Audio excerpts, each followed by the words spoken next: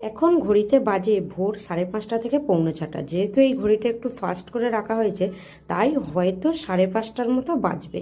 আর বাইরে এসে দেখলাম যে আকাশটা মেঘে অন্ধকার হয়ে আছে। দেখুন না, আকাশে কত মেঘ। এবছর যেন বড্ড বৃষ্টি হচ্ছে।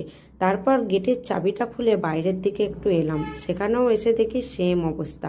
চারিদিকটা ঝাপসা হয়ে আছে, আর রাস্তাঘাটে কেউ নেই। এই সময় আমাদের এখানে এতটাও ফাঁকা থাকে না। আজ যেহেতু একটু অন্ধকার মতো, তাই ফাঁকা।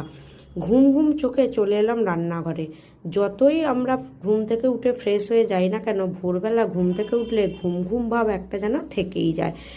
সোজা রান্নাঘরে চলে এসে সমস্ত কিছু রান্নার আয়োজন শুরু করে দিলাম, কারণ আমার হাজব্যান্ড অনেকটা সকাল সকাল অফিসে যায়। যেহেতু কোভিডের পর থেকেই ওয়ার্ক ফ্রম হোম চলছিল, তাই আমাদের মতো বাড়ির মেয়েদের এতটা রান্নাবান্নার চাপটা ছিল না। বেলাতেই ধীরে সুস্থে রান্না করতাম, কিন্তু যেহেতু ওর অফিস চালু হয়ে গেছে, তাই ওকে সকালবেলা থেকে রান্নাটা করে দিতে হয়।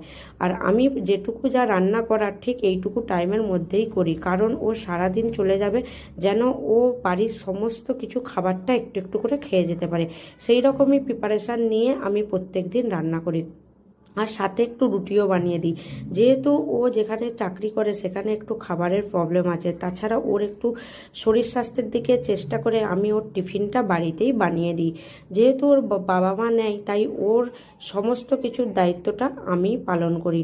ওর বাবা মা কেউ নেই বলে যে ওর গড় যত্ন হবে, সেটা আবার আমি মেনে নিতে পারি না। তাই আমার যতই কষ্ট হোক না কেন, আমি ওর পেছনে অনেকটা সময় ব্যয় করি। আর তাছাড়া ওদেরকে যত ভালো রাখবো, সংসার তত ভালো হবে, তাই না?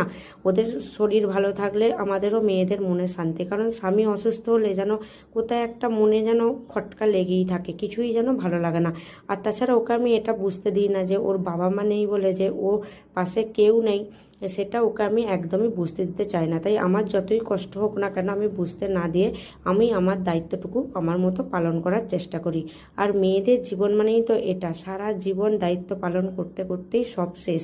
নিজের চাহিদা পাওয়া, চাওয়া পাওয়া কিচ্ছু থাকে না। নিজের পছন্দ অপছন্দ মাঝে মাঝে ভুলেই যাই যে আমারও কিছু পছন্দ আছে। এদের পেছনে সময় দিতে দিতেই সব সময় কোন দিক দিয়ে চলে যায়। তারপর তো আবার বাচ্চা থাকলে আর কথাই নয়, সে আর বলার কথা নয়। যাদের ঘরে বাচ্চা আছে তারা সবাই জানেন যে কি অবস্থায় পড়তে হয়।